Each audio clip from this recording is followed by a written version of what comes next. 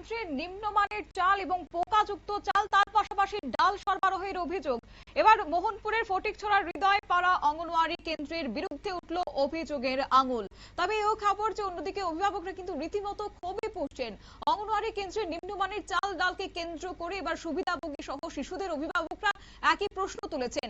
অঙ্গনওয়াড়ি কেন্দ্র থেকে যে চাল ডাল দেওয়া হচ্ছে গর্ভবতী মা সহ শিশুদের, সেই চাল ডালে কিলকিল করছে পোকা এবং ডালগুলি সম্পূর্ণ খেয়ে ফেলেছে পোকায়। আর এই চাল ডাল কিছুতেই খাবার যোগ্য না বলে অভিমত সুবিধাভোগীদের।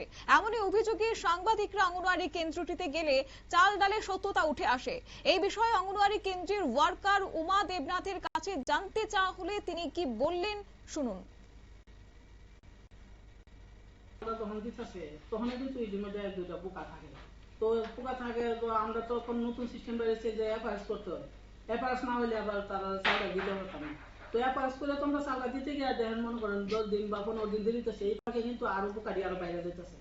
তো আমরা কিন্তু এগুলি রোদ্দুর মধ্যে দিয়ে দিয়ে শুকায় শুকায় আবার আইনা করে রাখতেছি পোকারি ছাড়াই ছাড়াই। এরপরে তো পোকারি তো যায় না যে ডাল দিয়ে চাল একসাথে মেশান না থাকে, তো ডালের ভিতরে ঢুকা থাকে, রোদ্দু দিলেও ডাল দিতে গিয়ে বাইরে না। এই চাল ডালটা কি এখানে পড়াশোনা করে তারা রাখা হইতেছে না? এর মধ্যে ভালো যেটা একটু খারাপ, এটা আমরা বুঝছি না, আলাদা করে চালগুলি কোন সময় দেয় এটা মাসে ঠিক নাই, কোনো মাসে লাস্টে দিতেছে, কোনো মাসে প্রথমটা দিতেছে, ঠিক থাকে।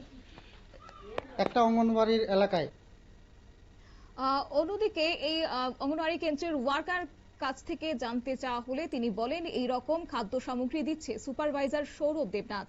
এই বিষয়ে ওনাকে জানানো হলে তারা পরামর্শ দেন রোদে শুকিয়ে খেতে।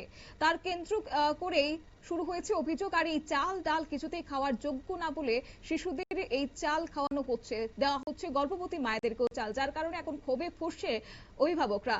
আইসিডিএস প্রকল্পের মোহনপুর ব্লকের অন্তর্গত অঙ্গনওয়াড়ি কেন্দ্রের খাদ্য সামগ্রীর দৃশ্য দেখে স্থানীয়দের দাবি এই চাল খাওয়ার যোগ্য নয়। দপ্তরের মন্ত্রী টিঙ্কু রায় যেন এই বিষয়ে দৃষ্টি আকর্ষণ করে এবং আগামী দিনে ব্যবস্থা গ্রহণ করে, সেদিকে এখন তাকিয়ে রয়েছে সংশ্লিষ্ট মহল।